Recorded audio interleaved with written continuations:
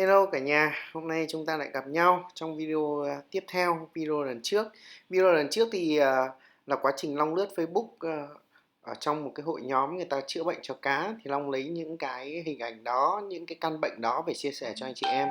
Thì ngày hôm nay chúng ta sẽ tiếp tục tìm hiểu những cái căn bệnh mà những anh em mới chơi hoặc những anh em trong group đó gặp phải và cái cách giải quyết anh chị em nhé. Và đây là cái trường hợp đầu tiên Long đọc được trong ngày hôm nay, đó là cái hồ cá của anh này, cá đang gặp cái vấn đề đó là đầu cá nổi rất nhiều cái cục mụn giống như là mụn nước. Cái này thì cũng giống video lần trước thôi, cá nó bị nấm cục. Thì cái vấn đề này thì xử lý rất là đơn giản, bắt cá ra tắm tím cho cá và lấy tay hoặc là lấy cái thìa ấy, chúng ta cạo nhẹ những cái phần cục ấy để cho nó vỡ ra.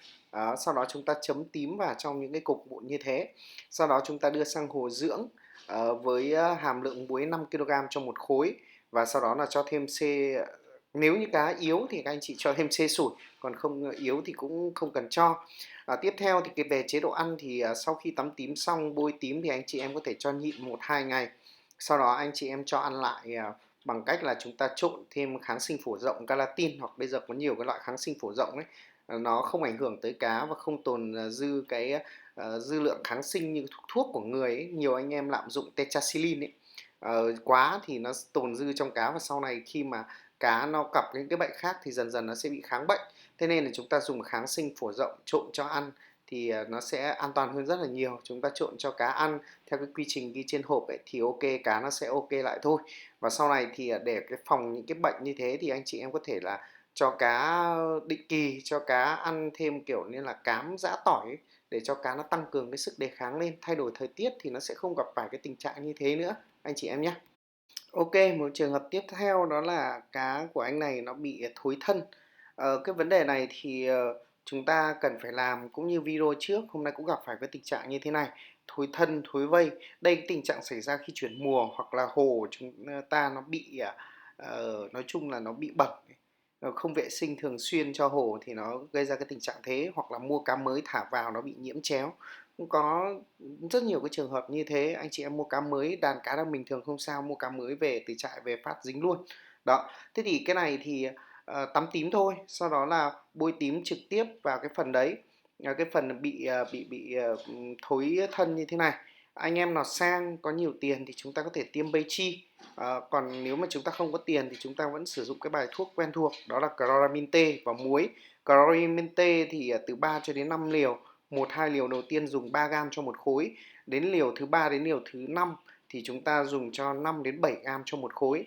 Tránh trường hợp là lúc đầu chúng ta cho 5 hoặc 7 gram cho một khối đầu tiên thì cá bị sốc. Đó. Tiếp theo thì muối chúng ta có thể sử dụng là 5 kg cho một khối.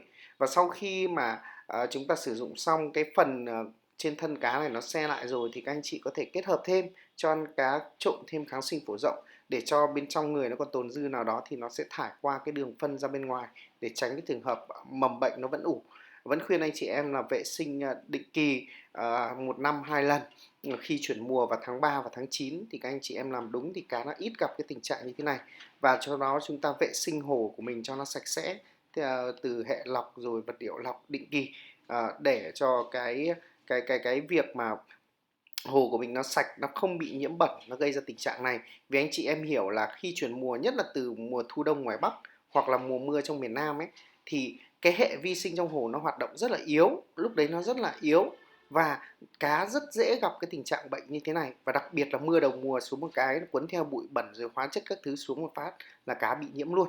Ngoài ra thì anh chị em cũng lưu tâm khi chuyển mùa, khi chúng ta đánh định kỳ xong thì chúng ta cũng phải nâng cao cái sức mạnh của hệ vi sinh lên bằng cách là trộn thêm sữa chua không đường 1/4 hộp cho một khối, hòa loãng với nước, tạt vào trong hệ lọc để cho vi sinh nó có thêm cái chất ăn, và hơn thế nữa là nó làm khử khuẩn cái nguồn, nó làm kết tủa những cái cặn li ti trong nước cũng như là cái nhớt cá, làm cho nó kết tủa lại, và sau đó thì nó dồn hết về ngăn lắng. Thì cái đấy là cái mà cách để làm tăng cái hệ vi sinh khỏe mạnh ở trong hồ lên một cách đơn giản nhất anh chị em nhé. Tiếp theo là cái trường hợp là hồ của anh này cá nó bị trùng mỏ neo. Đó. Và cái phần đuôi của nó là dường như là nó bị trùng mỏ neo, nó cắn nát hết, cắn đỏ hết lên kìa. Và cái phần cuống đuôi nó dần dần nó đang bị hoai mục đi, nó bị nhiễm khuẩn đi. Thì cái này thì anh chị em lưu tâm là việc đầu tiên của chúng ta, thuốc tím vẫn là cái cách truyền thống nhất để tắm tím qua. Cái thứ hai, nó bằng mắt thường, khi mà chúng ta nhìn thấy những cái con trùng bọ neo, chúng ta có thể lấy cái nhíp ấy, chúng ta gấp nó ra để cho cái việc mà chúng ta nhanh chóng loại bỏ cái ký sinh trùng ra khỏi cơ thể cá một cách nhanh chóng là sẽ tốt nhất. Còn nếu không thì anh chị em có thể dùng thuốc. Ờ, Trước kia thì mọi người hay chia sẻ những cái cách, ví dụ cả Long cũng vậy, hãy chia sẻ những cách truyền thống nhất, đó là lá xoan này, một nắm lá xoan buộc vào trong cái hệ lọc để cho nó hoai mục ra, và sau đó kết hợp với muối. Ờ, Sau đó thì mọi người có thể sử dụng cái y lang trí, cái dầu gội y lang trí diệt cháy giận đấy. Đó, thì trên kênh của Long cũng có những cái video chia sẻ như thế. Nhưng mà sau này y lăng trí hình như là nó ít bán ra rồi, bây giờ ít người mua được những sản phẩm như thế, thì anh chị em có thể mua những cái loại thuốc chuyên dụng diệt những ký sinh trùng, như kiểu là Dopakin, hoặc là những cái sản phẩm, rất nhiều những cái sản phẩm bây giờ người ta có, thì anh chị em có thể mua lên Shopee, anh chị em mua về đánh theo cái liều là hết thôi, không có gì khó khăn cả. Đây là những cái bệnh mà thường gặp khi mà cá nó bị hồ của mình bị nhiễm những cái ký sinh trùng này vào, nó đẻ ra. Và đặc biệt anh chị em lưu tâm là sau khi anh chị em đánh thuốc cho cá xong rồi, thay nước ok xong rồi, thì tầm từ 7 đến 10 ngày sau anh chị phải đánh nhắc lại 1-2 liều. Vì sao phải đánh nhắc lại 1-2 liều? Tại vì là trứng của những cái bọn này ấy, cái vỏ của nó rất là cứng, và mới đầu mà khi chúng ta đánh thuốc ấy thì nó sẽ không tác dụng được vào cái vỏ trứng này, và sau từ 7 đến 10 ngày trứng nó nở ra thì nó sẽ lại tiếp tục phát triển lên. Thì sau đó từ 7 đến 10 ngày anh chị lên đánh nhắc lại 1 liều nữa cho nó ok, và sau đó chúng ta vệ sinh hệ lọc, vệ sinh lại toàn bộ hệ lọc, cũng như là vệ sinh lại vật liệu lọc của mình cho nó sạch sẽ đi, để tránh cái tình trạng là nó xác của vi khuẩn hay là những ký sinh trùng nó chết, nó thối lên, thì nó lại tác dụng ngược lại hồ, làm ô nhiễm hồ anh chị em nhé.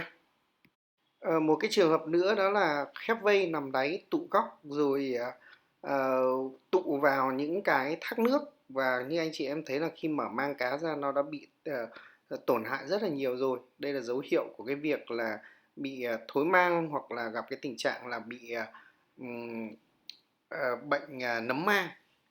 Cái bệnh này rất gặp phải ở miền Bắc này, rất nhiều anh chị em gặp phải là do khi mà thay đổi thời tiết sang mùa thu đông rất dễ gặp phải, hoặc là có những anh chị em mà mua cá ở trại về mà trại đấy người ta không đảm bảo, khi mà chuyển về hồ của mình với cái độ pH khác, nước khác, thì nó gây ra cái tình trạng như thế này.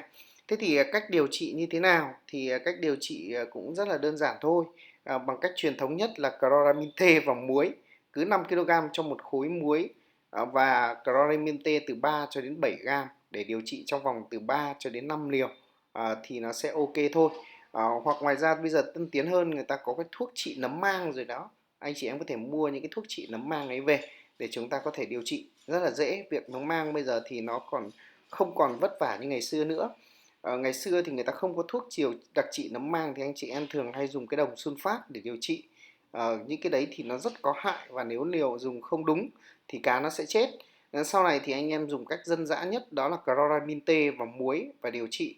Cái đấy điều trị nó cũng khá là lâu, từ 3 đến 5 liều không đỡ thì chúng ta phải dùng dài thêm, và đặc biệt là chúng ta cắt cho ăn trong khi điều trị bệnh anh chị em nhé. Cái này thì nó không thể tránh khỏi được, nó là bệnh thứ nhất đó là từ trại về. Cái thứ hai là thay đổi thời tiết, chúng ta mà không có những cái chế độ chăm sóc tốt thì hồ cá của mình rất dễ bị nhiễm những cái vật như thế này. Ok, đó là cách giải quyết nhé. Cái trường hợp tiếp theo đó là như anh chị em thấy là anh này anh đăng lên nhờ mọi người tư vấn với ạ. Thì lúc đầu nếu như mà người ta không kể ra, cũng như là không kể chi tiết làm sao cá bị gặp vấn đề này, thì rất nhiều anh em đoán đây là cá đã bị nhiễm khuẩn, rồi hồ đã bị nhiễm khuẩn các thứ, dẫn tới cái tình trạng như thế này. Nếu như nhìn sơ qua mà không biết rõ nguyên nhân thì chúng ta đều có thể khẳng định rằng cá đang bị nhiễm khuẩn và bị bệnh đỏ mình. Và Long thấy trên cái group này rất nhiều, có những anh em nói là muối và tetraxilin, lại muối và tetraxilin anh chị em ạ. Đúng thật, nếu mà cá nó chỉ hơi đỏ mình như thế này và rất lâu rồi nó không bị bệnh, thì anh chị em có thể dùng cái cách truyền thống, đó là muối và tetraxilin, muối 5 kg cho một khối, và sau đó tetraxilin từ 10 đến 20 viên cho một khối. Đó, và chúng ta cứ đánh tầm 48 tiếng chúng ta thay nước 30% một lần, và sau đó đánh liều 2, liều 3 tính theo 30% nước thay như thế thì sẽ ok. Nhưng mà sau khi tìm hiểu nguyên nhân thì nó là như thế này. Thì anh ấy có kể là cụ thể là cá đang khỏe mạnh bình thường và bắt sang hồ mới cách tầm 1 km. Trong quá trình vận chuyển thì có cá quật rất mạnh, xong về thả xuống thấy bơi nghiêng nghiêng. Sau bắt cá ra sục oxy 30 phút và thả xuống thấy bình thường, nhưng sau 2 tiếng thấy đuối và đưa ra sục tiếp nhưng cũng không được. Mặc dù cá đã ra đi nhưng không biết nguyên nhân như thế nào nên nhờ anh chị em chia sẻ. Thế thì cái vấn đề này, nếu như anh chị em gặp cái tình trạng là cá khi đưa về bị va đập rồi bị đỏ người lên thì anh chị em lưu tâm đó là chúng ta không nên thả vào hồ ngay. Và anh chị em lưu ý là khi bắt cá mới thả vào hồ thì các anh chị em cần có một cái hồ dưỡng riêng, tức là hồ cấp cứu riêng. Anh chị em đừng thả chung vào hồ chung. Vì rất nhiều các anh chị em trường hợp đó là đàn cá đang nuôi bình thường khỏe mạnh 2-3 năm đang vui vui hớn hớn, thấy một em đẹp bê về một phát thả vào hồ, ngày mai cả hồ bị bệnh luôn. Bét nhất là sẽ bị đỏ mình, sau đó là bị những bệnh như nấm mang hoặc là những bệnh khuẩn kia các thứ nhiễm chéo nhau, dẫn đến tình trạng cá chết. Thế thì chúng ta phải dưỡng riêng. Với việc hồ dưỡng riêng thì anh chị em đánh tầm khoảng độ là 3 kg muối cho một khối, từ 3 cho đến 5 viên xê sủi cho một khối, các anh chị em cho vào đấy, hoặc là vitamin C dạng bột, anh chị em nào vip hơn có vitamin C và khoáng thì anh chị em cho vào để nước nó ok thì thả cá vào nó dưỡng. Nhất là cá đang về mà nó đang bị va đập mạnh như thế, và trong hồ thì có lọc và sủi oxy bình thường để cho cá nó an tĩnh lại, nó khỏe lại. Những cái va đập đấy của nó thì anh chị em cho nó nhịn 2 ngày, sau đó thì mình có thể cho ăn lại bằng galatin, kháng sinh phổ rộng một chút, tầm khoảng độ 3 đến 5 ngày một tí cho cá nó hồi lại, cho những cái vết thương nó được kháng sinh nó điều trị. Thì sau đó thì anh chị em có thể an tâm là cá khỏe mạnh dưỡng từ 7 đến 10 ngày hoặc là 15 ngày thì chúng ta cho vào hồ chính. Đó, thế thì cái trường hợp thứ hai con cá này nó gặp phải đó là nó đã bị va đập rồi mà chúng ta lại thả luôn vào hồ chính, anh này thả luôn vào hồ chính, dẫn tới tình trạng là cá nó bị sốc nước.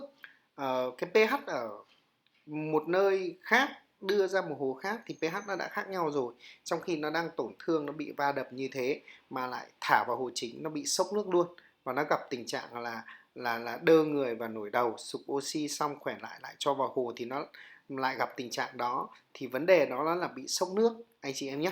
Thế chúng ta phải lưu tâm vấn đề là chúng ta phải có hồ dưỡng. Nếu cá của anh chị có giá trị cao thì các anh chị cần phải làm như thế.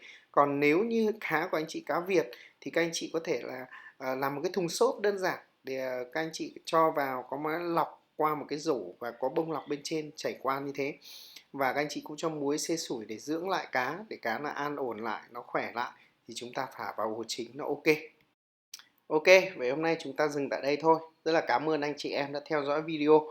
Mong rằng những cái trường hợp trên đây sẽ chia sẻ cho anh chị em những cái kinh nghiệm để anh chị em có thể rút ra trong quá trình nuôi cá của mình, để làm sao anh chị em có một cái hồ coi khỏe mạnh, để mình có thể là ngắm và thư giãn cùng gia đình vào cuối tuần nhé. Cảm ơn anh em đã theo dõi video.